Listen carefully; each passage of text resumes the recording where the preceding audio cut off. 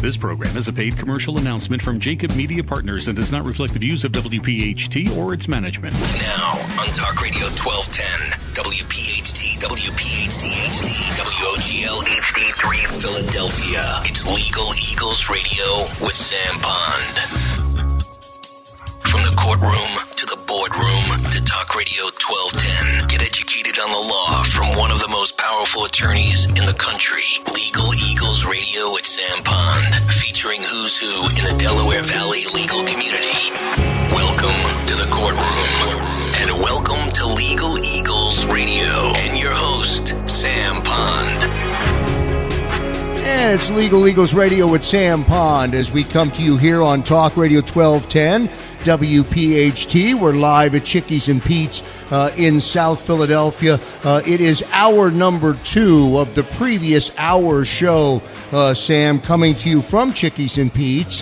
What a great first hour. What a great second hour of information. As you said in that opening monologue on the previous show, we or you have really touched all areas of the law in terms of being able to provide good education for the listening audience. We'll do that again in this show as well. Yeah, well, it's not me. It's about our guests, because these guests are coming here volunteering their time on a Sunday evening and participating in educating our audience and educating the Delaware Valley, educating Western Pennsylvania, educating Ohio, educating South Jersey. This is a big reach, and people are coming up, stepping up to the plate and telling us about what folks' rights are. One thing that we're going to get into now that we really haven't covered, Joe Doc and Chris Rafferty, we haven't covered this yet, is divorce law. And not only divorce law, Joe, and family law. I don't want to say divorce law, I want to say family law. Because family law, you have issues of custody and support and alimony and property and all these other issues, and it affects almost half of our population that end up getting married. Our special guest for the opening segment on Legal Eagles Radio with Sam Pond, we welcome in Marina Davinsky, who's joining us live on the set from Voloshin, Davinsky and Associates, and she joins Sam Pond. This is Legal Eagles Radio with Sam Pond. Sam? Marina, thanks for being on the show. And, we were talking before the show about some of the issues that confront folks. We could, again, Joe Doc. Yeah, I'm a little nervous, so you know. My wife's in the audience here, so go ahead. I met her. Okay. She's lovely. You're right. My wife just landed on a plane coming back to see me, I think. But so we want to cover so much. Marina, tell me a little bit about your practice. What's it encompass? Where do you practice? What's the jurisdiction? Give us a flavor. So my office is in Southampton in Bucks County. And we practice all over. If we can get there, we will help people get through this difficult time. And nobody comes into the office happy when it's unfortunately a family situation. More often than not, if it has to do with children, it adds a layer of difficulty. And we will help people, first and foremost, to educate them, as you said earlier in the show, to educate them on the process, because people don't know how it works and how long does it take and what's involved. And a lot of times my answer is, I'm not sure, because I need to know all about what's going on in your situation.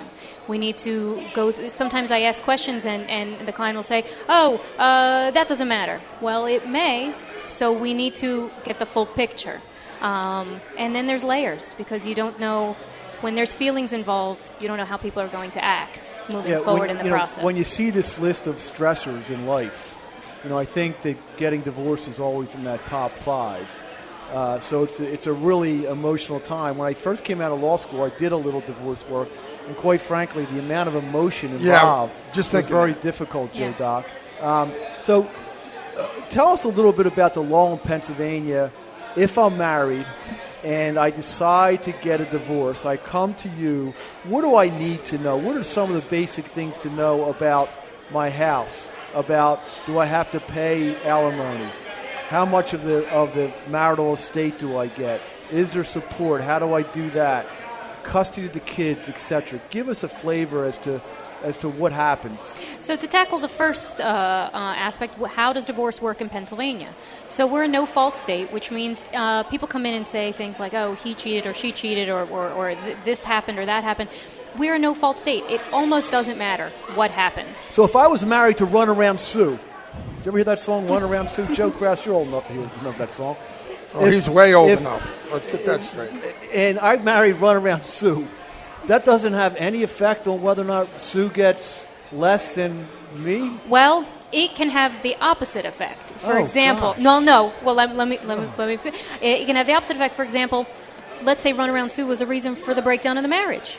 So her award would be limited, perhaps. Okay. Again, it is a mathematical formula. So everything's about the facts of the case. It is. When I remember when I was practicing that there were some key words. Mm-hmm. Date of separation. Mm-hmm. The other word that I remember is equitable distribution. What are they still keywords in Pennsylvania family law? Yes, they are, and they're actually linked. So your date of separation is linked to equitable distribution, and listeners may be confused as to that term. What is equitable distribution? It is how your property is divided. Is it by a percentage, or how does it work, and when do we start doing the dividing? Well, the word equitable means fair. So we're talking about supposedly the law saying there should be a fair distribution. And not to be confused with equal. Because it's not equal. Okay. It also differs from county to county. So are you in Bucks County? Are you starting off with a 55-45 split off the bat? Are you in Philly where it's 50-50 until we, depending on other factors? But also just getting back to how does the process work and your date of separation, et cetera, you can get, if you have nothing to divide, you can do an uncontested divorce, and you can be divorced in 90 days. In 90 days? 90 days. After my date of separation? After your date of separation, 90 days. So let's say this, and I've had some friends where they knew their marriage was over, they tried to salvage it, and then they didn't want to leave the home, the kids were there, but they weren't really living, as far as I could tell, as husband and wife. Both of the partners in the marriage realized the marriage was over. He was sleeping on the couch. He was trying to make things go. It really wasn't a great setup. Were they separated? They're still living under the same house, in the same roof. So in Pennsylvania, since we're a commonwealth, the separation doesn't mean when the other person gets a lease and moves out. I mean, that's a great evidence of a separation, but it could mean when you move to the living room. And I always tell my clients, give me a date of separation that the other party cannot contest. If you moved to the living room, but then, for all intents and purposes, you're going out and you're still a couple, you're still, filing all your documents together, and it's a loosey-goosey type of thing, don't get yourself into more trouble since it's a no-fault state. If we have what to divide, let's divide it. You're not going to get away with this on a technicality. Let's iron it all out. But there are plenty of couples that come to me and say, we have nothing to divide, we have no kids, I need this marriage to be over. 90 days. We can do it in 90 days under the laws here. Now, if you do have what to divide, more often than not, people have what to divide. Then let's say can I get a divorce and still not have decided how it's going to be divided up? No, you can't. Okay. No, you can't. And in fact, once a decree is issued, whatever's in your name stays yours, and whatever's in the other person's name stays theirs. So it's very important to stop the divorce process if the requisite period of separation has occurred, so that the assets can be divided properly. So some people say, the house is in my name anyway. Let's just hurry up and get this done. Because if the decree is issued, the house is that person's. Joe Doc? When you say 90 days, is that typically, can you handle both sides? In other words, can a couple come to you, husband and wife, and say, we want you to handle the whole thing, we have no disagreements, or does both parties have to be represented by a different attorney? So both parties you don't have to be represented in the process, but I can only represent one party, and I will make that absolutely clear that I'm only representing one party. And if perhaps people come in and say, we have everything divided, this is how we're going to do it, and this is what's going to happen, that's fine. I can draft something called a property settlement agreement where everybody agrees, but I 100% counsel my clients as well as the other side to have that agreement reviewed by an attorney. Each person should have their own counsel. Would there be like a conflict waiver? Yeah, under the rules of professional responsibility, you cannot have two clients unless you inform both those clients that you're going to represent a conflict that arises out of the same issue. You have to communicate that and have them signed off. I think Marina's point is well taken, that it's very difficult to serve two clients or serve two masters, and I think her position is well taken, and that's really how people should go. Sam, like you said at the beginning, emotions, you're in the emotion business. Yeah. I mean, where I'm assuming, people come in one day and everything's cool. And next week, you got the War of the Roses, which always comes to mind. Absolutely. And so since the conflict can arise later due to the layers, I always talk about my practice being layers. And when that situation arises, you want to make sure that each party is represented and that their interests are protected. In doing workers' comp, and I have Tom Giordano sitting next to me in Social Security, we see sometimes when there's a workers' compensation case or a personal injury case where there's a settlement, the parties are separated. Tell us a little bit about whether or not both parties have a right to those monies if we get a lump sum. So that's a good question, and people do come in and they say, I had a car accident case or I had a workers' comp or I had whatever kind of case, but I didn't get the settlement yet. But I want to get divorced, and maybe the settlement's a year out or something like that.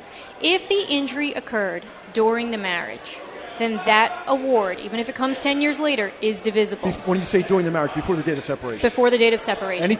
So that date of separation is really the demarcation line. And it's got to be it's really got to be written in stone. So if you have a situation where the injury occurred during the marriage and you want to say, but 2 days before I started sleeping on the couch, it's not going to fly. And I counsel my clients, that's not going to fly. It's not going to fly. If 2 years prior you rented an apartment and you guys just never got around to doing the divorce, okay, maybe. But not in that kind of situation. So family law, again, under the umbrella of family law, I didn't get married, but I had a child with someone. Mm-hmm. We don't have to worry about a divorce because we were never married. Mm-hmm. By the way, are there still a common law marriage in Pennsylvania? It depends. Okay. I won't get into that because if it depends, we only have so much time. If it was entered into before a certain time. But I have a child with someone. I have rights as the father to have custody, but I also have obligations as far as support, correct? Yes. Okay. Tell us a little bit about that.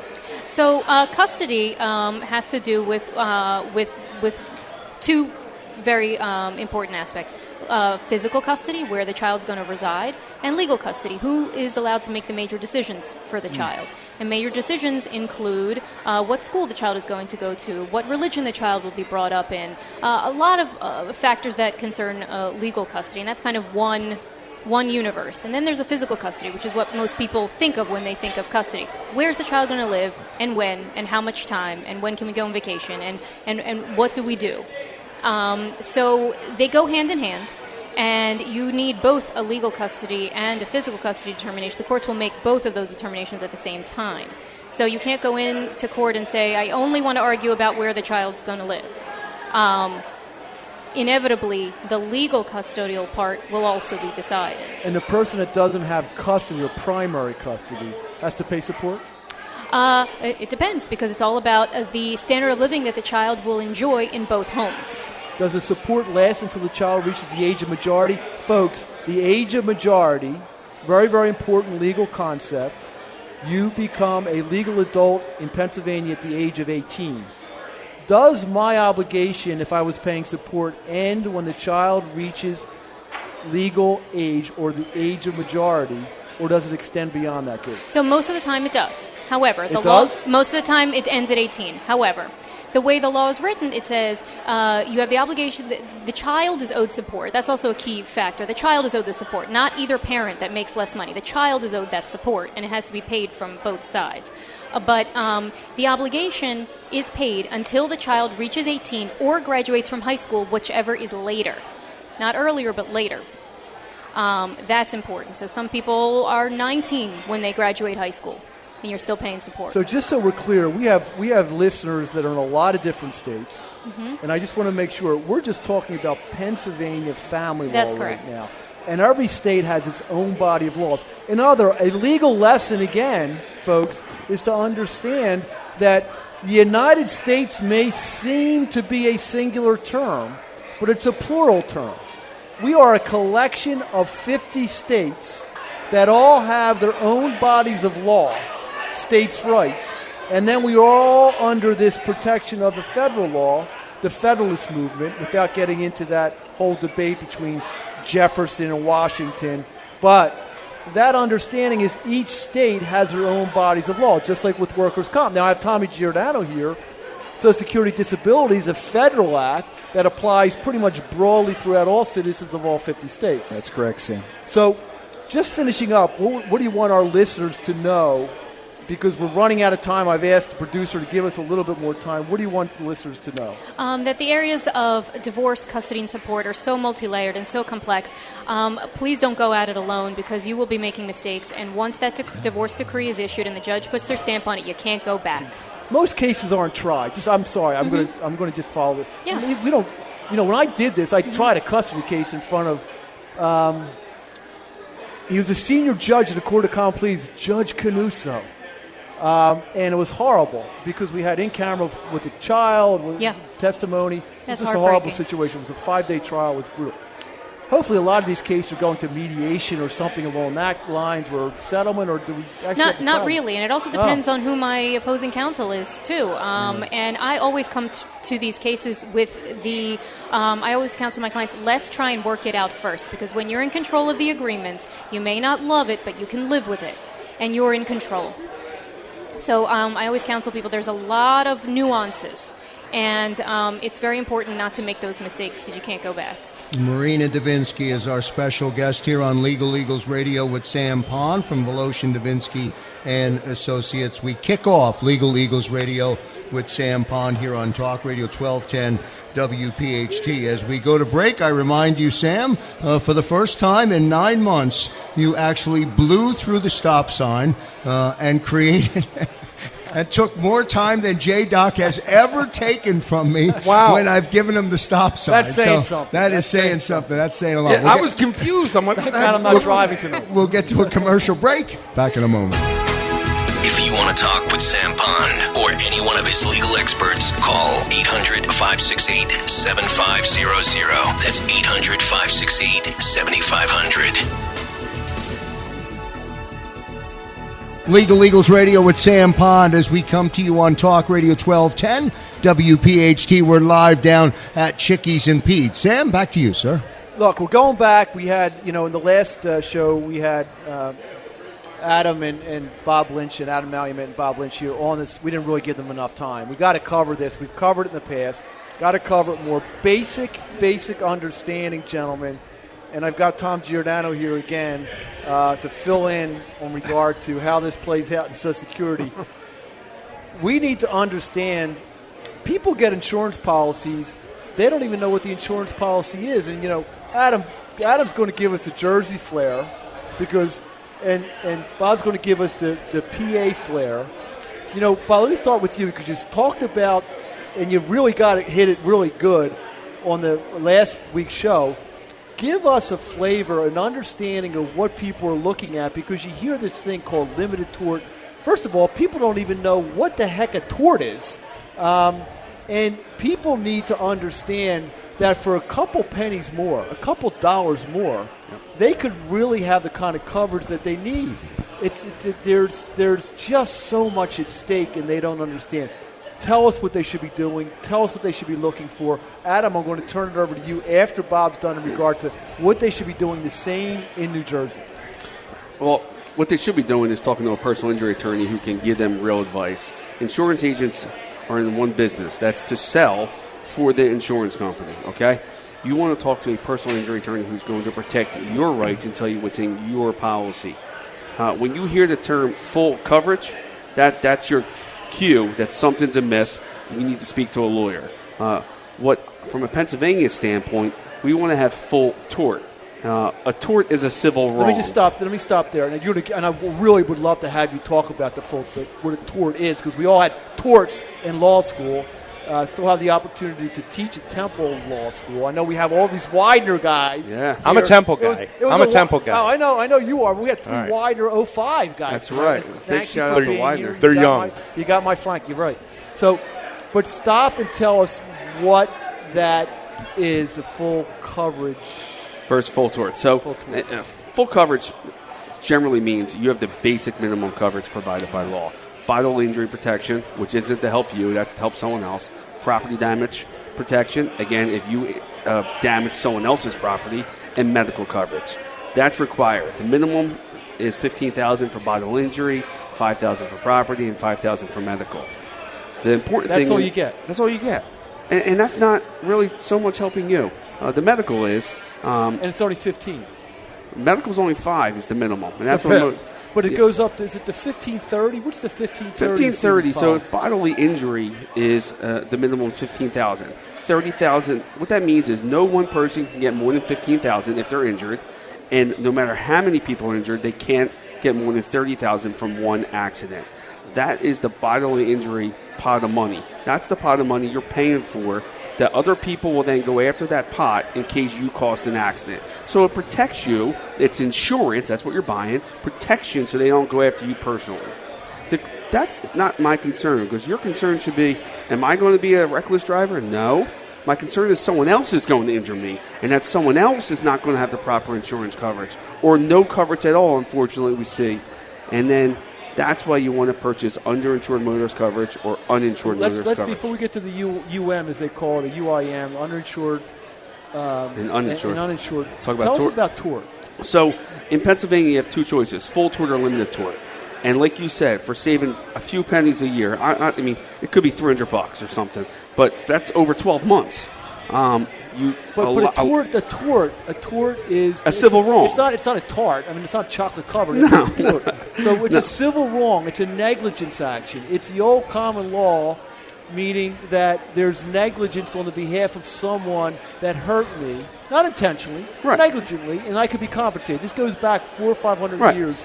It's been part of our country forever. It's part of our democracy, jury by trial. So tell us that's what that is as far as a tort goes. 100%. And then when you limit that action, you get limited tort. What you're doing is limiting your rights or your ability to recover for any pain and suffering. So if you are sold limited tort, you're quote-unquote saving some money. That's how it's sold to you by an insurance agent. But what you're really doing is you're really giving up a lot of rights. So this is really what happens. I mean, we all experience this. The agent, the broker, comes to your house and says, here's the insurance policy. You can save $20 a month, $15 a month, if you take limited tort. And all of a sudden, you don't know what a tort is. Right. You don't know what the limit of Everybody's tort is. got a guy, and you call him up, and you're like, yo, hook me up, get me the best price possible. You think you got full coverage. You have no idea that that's not full tort. What's they do? They tell you it's full coverage, and meanwhile you want the lowest, so they give you the lowest possible. So what's the consequence of signing and getting a policy with limited tort? You give up your rights to recover any money for pain and suffering at all. And so there are certain exceptions to get around that, and that's why you need a qualified personal injury attorney to figure out if you meet one of those exceptions. But again, if you purchase for very minimal more money full tort, you fully protect yourself. You have full coverage in that sense, and full protection means you will recover for all your pain and suffering, and that's what a qualified. Before we get to Adam, tell me what about uninsured and underinsured. So someone hits you or injures you in some sort of accident in a motor vehicle, but they do not have enough insurance. Say they only purchased the state minimum, $15,000, or as you said, the $1,530. But say they broke your leg, you have a surgery, you have plates and rods, you have medical bills out the wazoo, and you have pain and suffering. You missed 3 months of work. It's a dramatic effect in your life. Certainly worth way more than $15,000. So what do?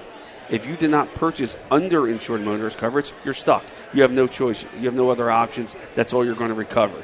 If you did purchase underinsured motorists, you get to turn around to your insurance company and collect from that pot of money that you paid into the system. You paid a premium every month. That insurance company, your own, accepted that.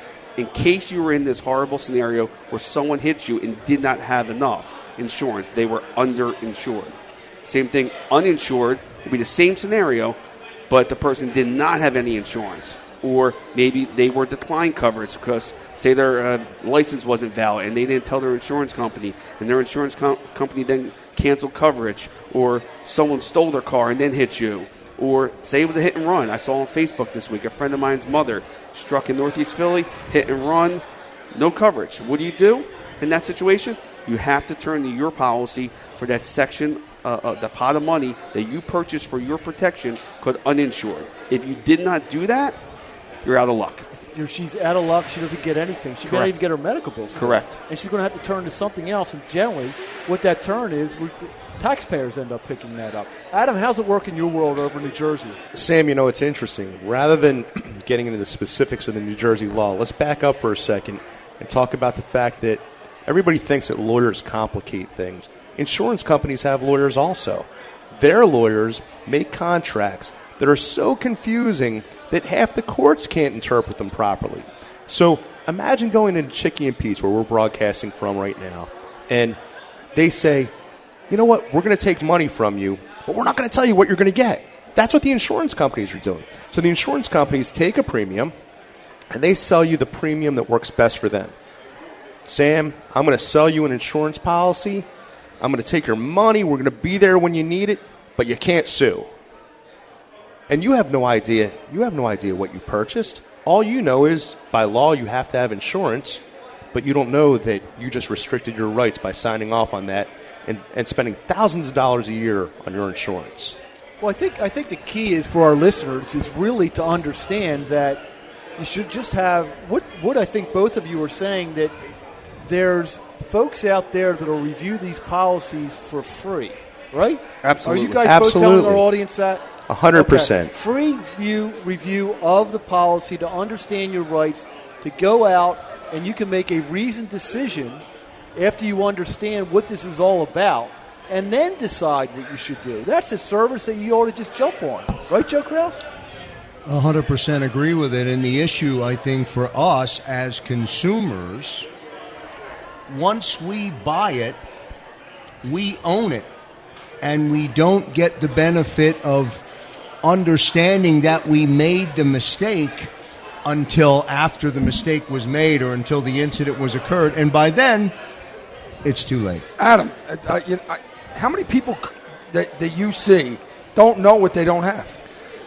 Including some of the lawyers that we see as well? Well, so many people think they have full coverage. I bet in this room now. I think everybody has full coverage, but it's not really full coverage. It's not full tort. There's a difference, and people don't know it. Am I correct? That's exactly right. So one of our first exercises, and I know Bob does the same thing, when a new client comes into the office, one of the first exercises that we go through is take a look at what did they sign off on? What are their rights? So we'll look at their coverage selection forms. We'll ask the client if they're aware of the fact that they've limited their rights. Bob brought up a great point related to the uninsured and underinsured motorist coverage. Most of the clients just kind of check the boxes that match the numbers in the earlier areas of their forms. Come to the lawyers, whether it's Bob or it's myself or another lawyer, preferably it's Bob and myself, but go to the lawyers, talk to your lawyers. I mean, there's not a person who deals with these types of accidents that has not dealt with a horror story. We're happy to help you before that happens. And for the record, we hope that nobody gets into a car accident. We know that that's not the reality. Make sure you're protected. Tom, if someone is injured in a car accident, can they get Social Security disability? Absolutely. And I had the privilege to be with these two gentlemen at a prior show, and I was talking to the audience about the fact that many personal injury attorneys don't consider their clients eligible for Social Security disability. Bob and Adam do. So, for example, Sam, Adam just talked about a horror story. Well, if you have an individual who gets hurt in a car accident and is not going to be able to get back to work for a period of time that's just unknown, you absolutely should be counseling them that Social Security disability is an option. Because what I love about the Social Security disability system is they don't care about causation. They don't care if it happened at work. They don't care if it happened at home. They don't care if it happened in a motor vehicle accident traveling in New Jersey, Pennsylvania, Delaware, wherever you're listening. Or on the bridge with Joe Doc. Or on the bridge with Joe Doc. Hold on. Adam, I need to know which way I'm crawling. Stop. You're not an iron worker anymore. Yeah. That doesn't apply in auto, does it? No. But look, we often talk about in our office about the holistic approach, right, Andrea, about the holistic approach of representing a client and understanding all the different possible benefits that they may be entitled to. That's a diagnostic test. That's almost like going to a doctor and saying, well, I'm here because I have an irregular heart. Well, let's check the blood pressure. Let's check your systems. Let's check your blood flow. Let's check all these other things that may be going on so we can make a decision as to what the diagnosis is and then bring a course of treatment to you. Adam, you're just showing me, arising out of a third-party case, what happens, all the other causes of action that may come out of a car accident. So, Sam, this is one of the issues that Tom, Bob, and I have discussed before.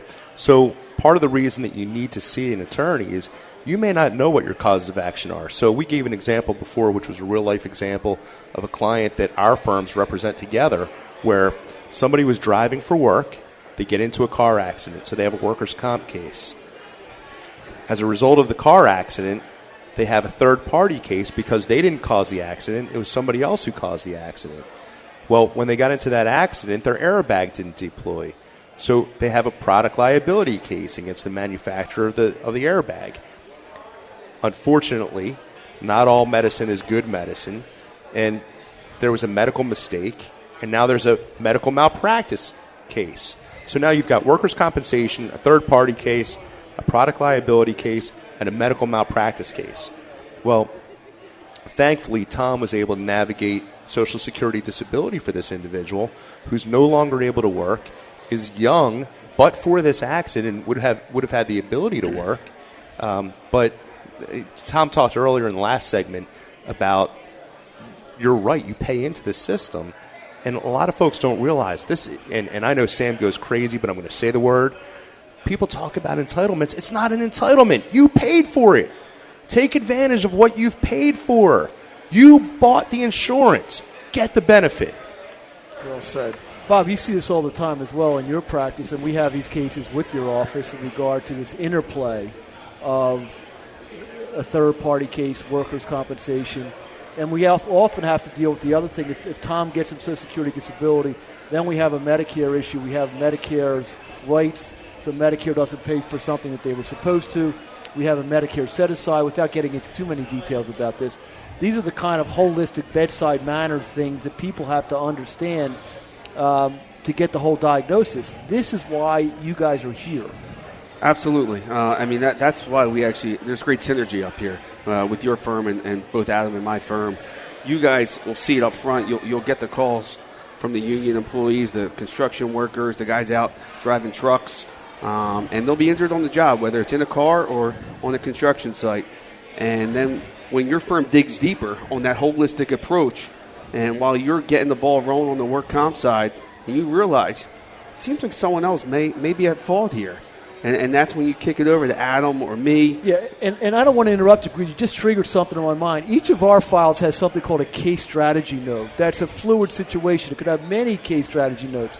When you see something, and I think we all do this, when we coordinate, we want to make sure we have a plan, a strategy to get the client the best possible result, get them back on with their life, and navigate them there to where we need to get them to go. And that's having all these benefits. Are they entitled to a pension? Are they able to get back to work? Do they want to get back to work? Is there a job available within their restrictions and accommodations? There's a whole bunch of things that go on. And I'm going to ask each and one of our listeners, when you see a lawyer, when you get the free consultation, find out, what is the strategy on my case? It's like seeing a doctor. What is the strategy to get me well? Well, what is the strategy to get me the best legal outcome so I can get on with my life and get out of this as much as I can being protected?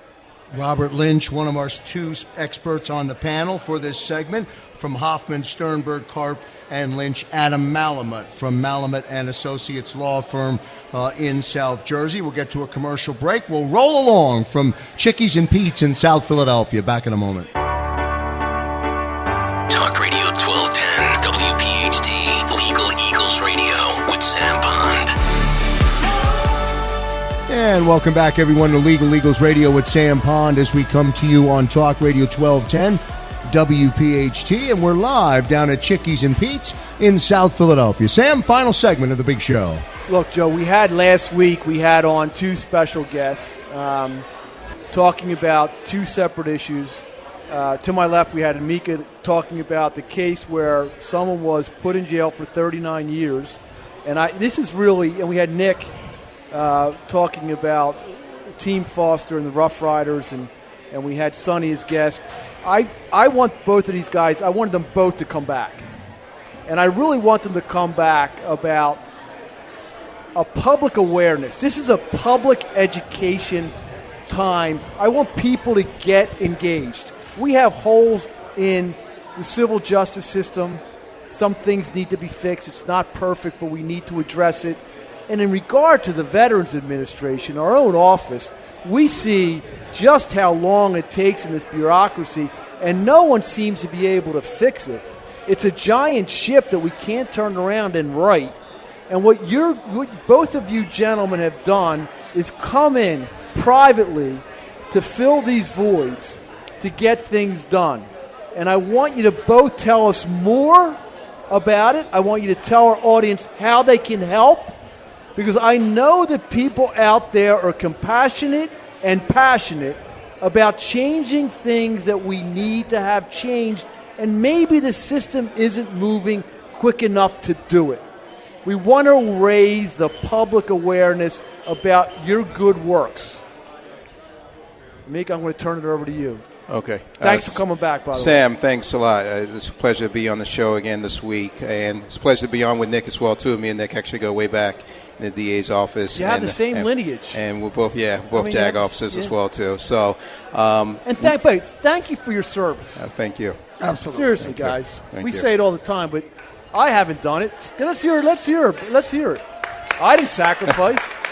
I was talking to Sonny last week. I didn't sacrifice. I gave up nothing. My family hasn't sacrificed anything, while you and your families have. And I feel, you know what? Thank you. Thank you, Sam. Last week we talked about the case of Elmer Daniels. He was wrongfully convicted and incarcerated man in the state of Delaware at the age of 18. He was given a life sentence for a crime he didn't commit. And after working on the case for 2.5 years with my investigator, Terrence Jones, we were able to prove conclusively that he was, in fact, innocent.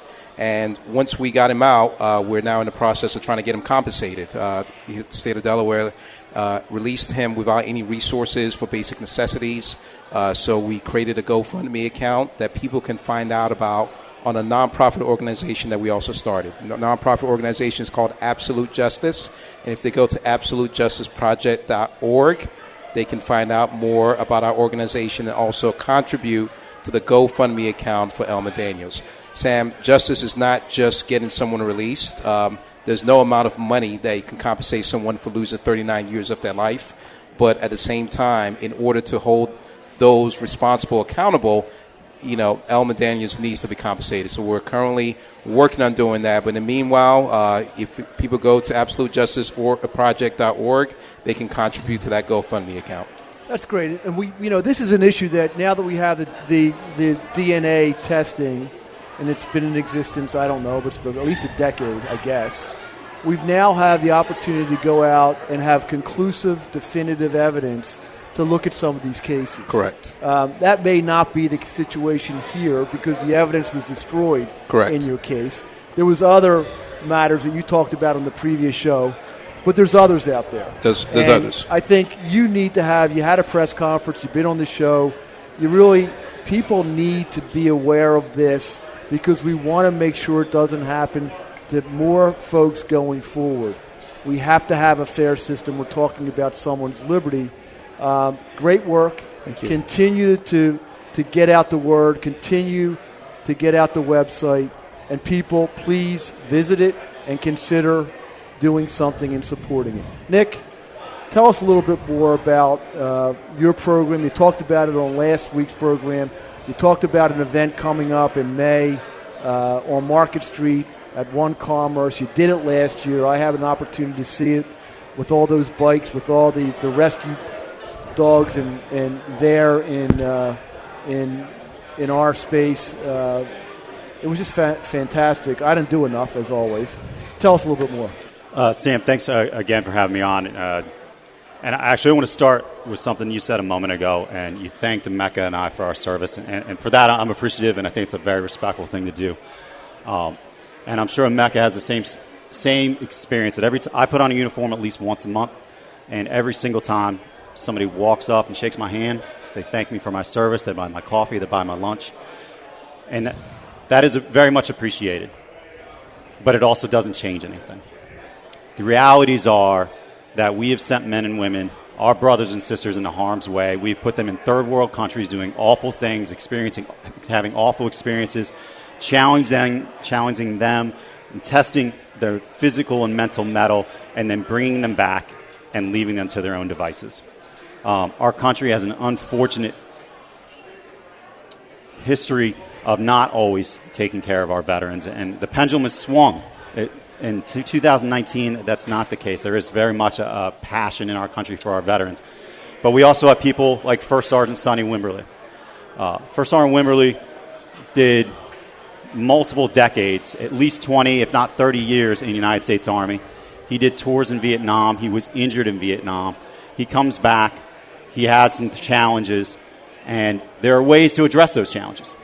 One of those ways is through a service dog. A service dog can help a veteran, whether their struggle is PTSD, whether they've lost a limb, whether they have any sort of debilitating condition. But the problem is that service dogs aren't funded. They're not paid for by the VA. They're not paid for by any insurance companies. So circling back to my point, it's easy to shake my hand. It's easy to buy my coffee. It's harder, and it takes time and sacrifice and energy to do something about it. So an opportunity to do something about it comes through Team Foster. I founded Team Foster in 2014 specifically to raise money to provide... Tell us about who Foster was. So Captain Eric Foster was my friend. We were in ROTC together. He changed my life. He taught me a lot about giving back, about pushing myself both physically and mentally, and taking care of our brothers and sisters. Eric was killed on his second tour in Iraq in 2007. And that's where Team Foster came from. And that was the inspiration. And so now what we do is we raise money to provide service dogs for people like First Sergeant Wimberly, who, oh, by the way, if you've ever had a chance to meet him, is an inspiration unto himself. He's one of the kindest, gentlest, yet toughest men I've ever met. I can't believe you said that, because I shook his hand and I said he was an inspiration, as he clearly is, but humble, modest, well-spoken, a gentleman, a class act. You know, he was there also in Desert Storm, or the operations in the Gulf. He was there as well, in addition to Vietnam, in '68, during the Tet Offensive. But the most humble, caring, wonderful gentleman. And, you know, for us to not be able there to help him out, he's an inspiration. He is an inspiration. Tell me about this event that you have coming up. That this is the second anniversary of the event. It is. So in here, regard to Team Foster? we talk about talking the talk, and we talk about thanking people. This is your opportunity to get involved. Pond Hockey is the title sponsor for Rough Ride, 24-hour spin relay on May 31st. Get a team, you get a bike, and it's your team's responsibility to keep that bike spinning for 24 hours. It is hard, it is challenging, it is unusual, but it will build team effort. It will give you an experience. And, oh, by the way, all the money raised will go to help provide service dogs for people like First Sergeant Wimberly, and to make our community a better place, to take care of our vets, and to do the right thing. So don't just talk the talk, walk the walk. Come out, participate in Rough Ride on May 31st. Well, listen, gentlemen, I want to thank you both for coming back on another show. And clearly, inspiration, great stuff, great topic. And I just can't say enough. And to write a check, as Pond Hockey does, is easy. You guys are doing the heavy lifting. We appreciate it. Nick Learman is one of our two special guests to close the show here on Legal Eagles Radio with Sam Pond, as we come to you live from down at Chickie's in Pete's, broadcasting to you on this Sunday night. Emeka Igwe as well joining us on the set. Well done by both Emeka and Nick. Also a Widener grad. By the way, Sam, you're surrounded with Widener grads over the last I'm just a Temple week. guy sitting Yeah, we won't hold that against him, right, Sam? That's going to do it for this edition of Legal Eagles Radio Temple with Sam grad. Pond. On behalf of our gracious host, Sam Pond, and, of course, the star of the show, Jay Dock, who's been a part of the broadcast here for the hour. I'm Joe Krause. See you next time, everybody. This program is a paid commercial announcement and in no way represents the views of WPHT or its management.